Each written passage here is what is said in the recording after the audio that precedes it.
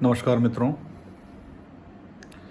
The Kashmir files आप सभी ने देख ही ली होगी और जो नहीं देखे होंगे वो देखने के इच्छुक जरूर होंगे।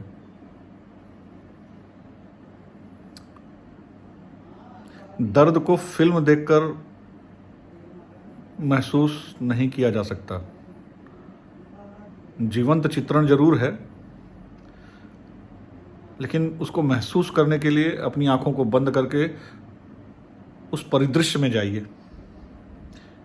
जब आपको अपने घरों से निर्वासित होना पड़े, अपने बच्चों के साथ, अपनी बीवी के साथ, अपने बूढ़े माँ बाप के साथ, अपने खेत खलिहानों, अपने सेब के बगीचों को छोड़कर, जब आपको पड़ोस के राज्य में शरणार्थी बनकर जीवन यापन करना पड़े और आपको यह भी न पता हो कि भविष्य में आप कभी वापस जा पाएंगे या नहीं जा पाएंगे। दर्द की पराकाष्ठा देखिए साहब।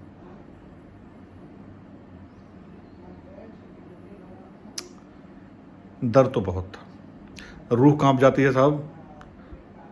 19 जनवरी 1990 की रात जब 4 लाख कश्मीरी पंडितों को अपना घर छोड़ना पड़ा होगा,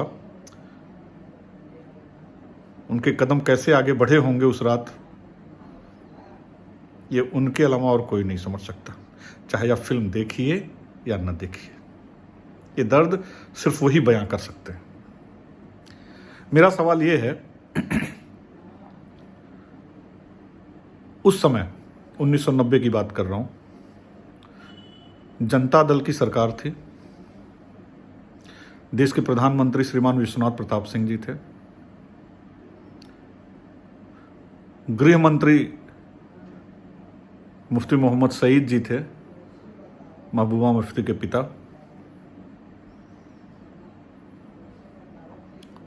सरकार का गठन इस तरह से हुआ था कि श्रद्धेय अटल जी, आडवाणी जी और 80 सांसदों ने मिलकर उनका समर्थन किया था।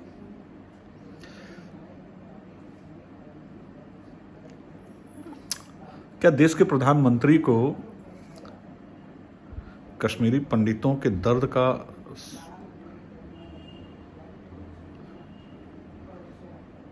एहसास नहीं हुआ?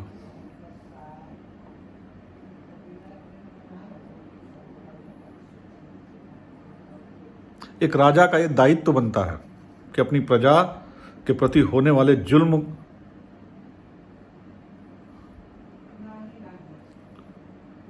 को मिटा दे और दोषियों को सजा दे और दोनों आंखें खोलकर न्याय करे।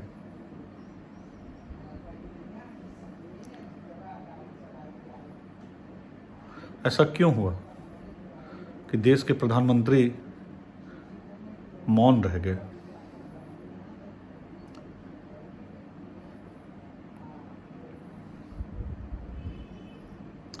दोषियों को सजा देना तो बहुत दूर रहा, देश के किसी कोने में एक सिंगल एफआईआर भी नहीं हुआ।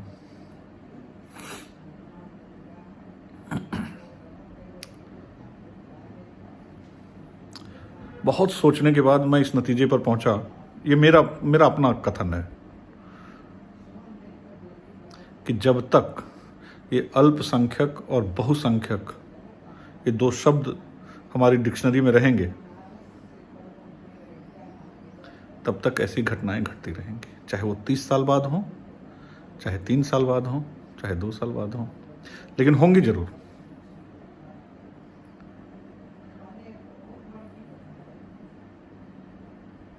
सरकारें मान लेती हैं कि बहुसंख्यक है तो इन्हें पीड़ा नहीं होगी, बहुसंख्यक पीड़ित नहीं होते, और अल्पसंख्यक है तो अल्पसंख्यकों से तो गलती ही नहीं होती साहब।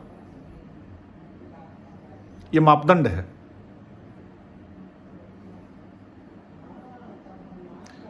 बहुसंख्यकों को भी पीड़ा होती है साहब, और अल्पसंख्यकों से भी गलती होती है। समाज को बांटिए मत, विभाजित मत कीजिए। विभाजन एक बार हुआ, काफी नहीं था। जो फिर से बंटवारा कर दिए, अल्पसंख्यक न बहुसंख्यक, क्या है ये?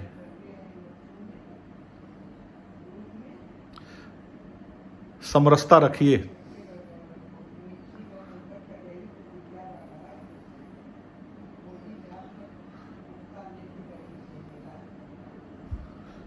जब तक इस अल्पसंख्यक और बहुसंख्यक को हम हटाएंगे नहीं, एक नज़र से नहीं देखेंगे सबको,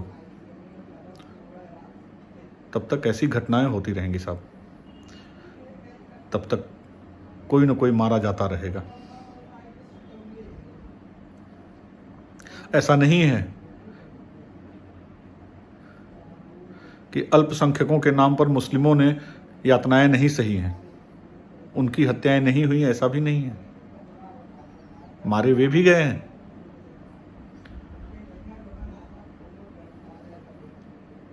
उनकी बहन बेटियों के साथ भी जुल्म हुए हैं। घाव इधर भी हैं, घाव उधर भी हैं। और एक चीज और बता दूं आपको, खतरे में कोई नहीं है। न हिंदुत्व खतरे में है, न इस्लाम खतरे में है।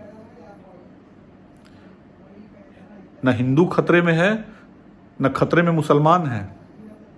और यदि किसी को खतरा है तो सिर्फ और सिर्फ आम इंसान। कमाल का वातावरण बना दिया गया है सब, भ्रमित कर दिया गया है लोगों को।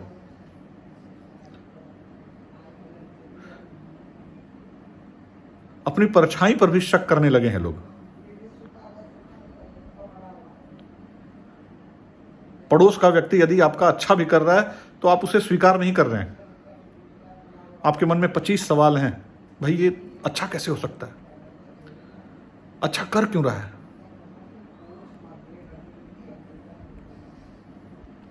अरे भाई वो अच्छा है इसलिए अच्छा कर रहा है, उसको स्वीकार कीजिए।